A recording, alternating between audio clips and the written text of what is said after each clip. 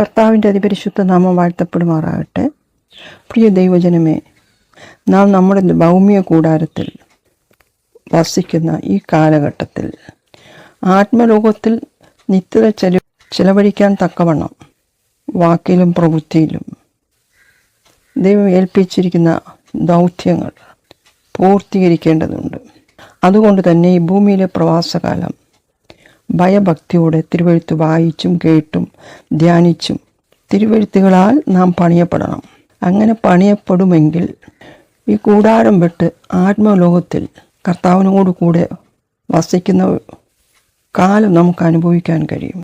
ഈ കൂടാരത്തിലായിരിക്കുമ്പോൾ നാം വസിച്ചപ്പോൾ ചെയ്ത പ്രവൃത്തിക്കൊത്തവണ്ണമാണ് ദൈവത്തിൻ്റെ ന്യായാസനത്തെ നാം അഭിമുഖീകരിക്കേണ്ടി വരുമ്പോൾ, ഈ കൂടാരത്തിൽ വസിച്ചപ്പോൾ നാം ചെയ്ത പ്രവൃത്തിക്കൊത്തവണ്ണമാണ് കർത്താവിങ്കിൽ നിന്ന് പ്രാപിക്കുന്നത്. നിത്യതയിൽ നാം എങ്ങനെയാണ് കർത്താവിനോടുകൂടി ആയിരിക്കുന്നു എന്നത് ഈ ഭൂമിയിൽ നാം പ്രവർത്തിച്ച പ്രവൃത്തിയുടെ ഫലത്തിനൊത്തവണ്ണമായിരിക്കും. അതുകൊണ്ട് വളരെ ശ്രദ്ധയോടുകൂടി നമ്മുടെ പ്രവാസകാലം ചെലവഴിക്കേണ്ടതുണ്ട്.